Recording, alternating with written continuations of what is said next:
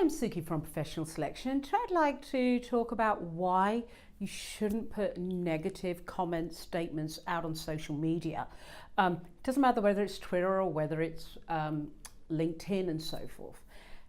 Recruiters, we all have those negative, bad experiences with candidates. We've all been there. We've all had it happen to us. Final interview candidate didn't turn up for work. And unfortunately, I'm seeing a lot of recruiters take to LinkedIn and take their frustration out there.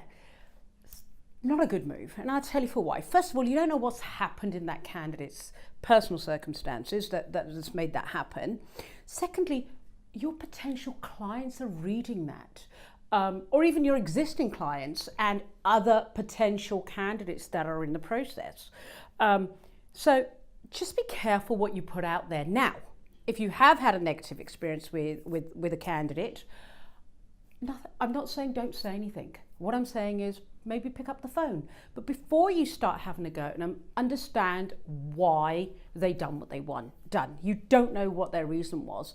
If it is, once they've told you what it is, and then it's appropriate, then tell them how it impacted you.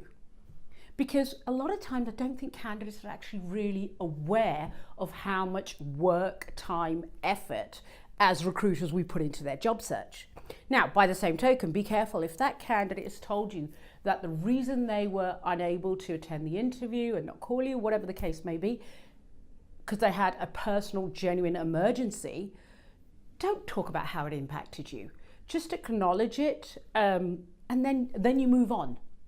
Now, by the same token, candidates, employees, don't go posting everything your line manager said to you today because he upset you.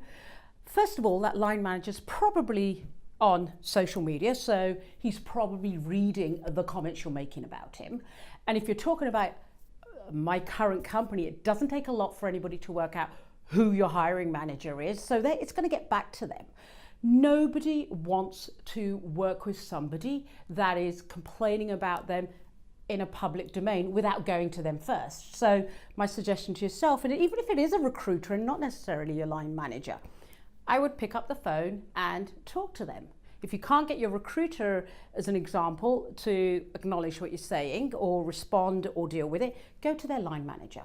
But pick up that phone and communicate. Anyhow, I'm sure there's plenty of you out there that would totally disagree with me or have other suggestions. As always, interested to hear, so feel free to leave a comment below. Thanks for listening.